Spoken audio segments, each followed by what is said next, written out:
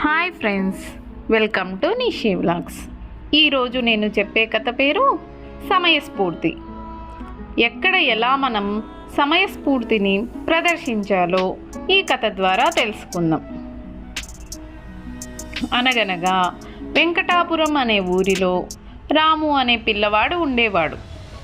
ఒకరోజు రాముని వాళ్ళ నాన్న పిలిచి పక్క ఊరిలో ఉండే తన స్నేహితుడి ఇంటికి వెళ్ళమని చెప్పాడు. తన స్నేహితుడు ఒక చిన్న పెట్టెను ఇస్తాడు, దాన్ని జాగ్రత్తగా తీసుకురమ్మని చెప్పాడు వాళ్ళ నాన్న.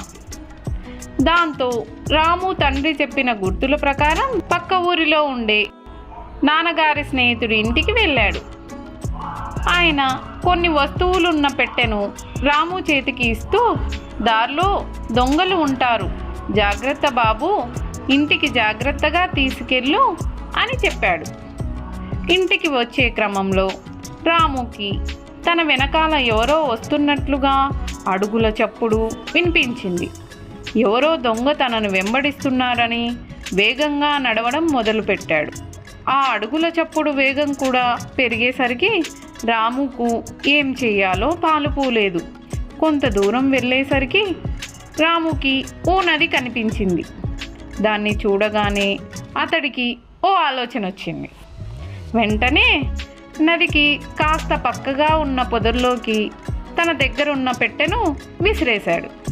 నది ఒడ్డున నిలబడి, నా పెట్టె నీళ్ళల్లో పడిపోయింది అంటూ గట్టిగా ఏడవడం మొదలుపెట్టాడు. రాము వెనకాలే వస్తున్న దొంగ ఎలాగైనా ఆ పెట్టెను తీసుకోవాలనే ఉద్దేశంతో తాను తీసిస్తానంటూ, నేను నీ పెట్టెను తీసిస్తాను బాబు అని నదిలోకి దూకి వెతకడం ప్రారంభించాడు.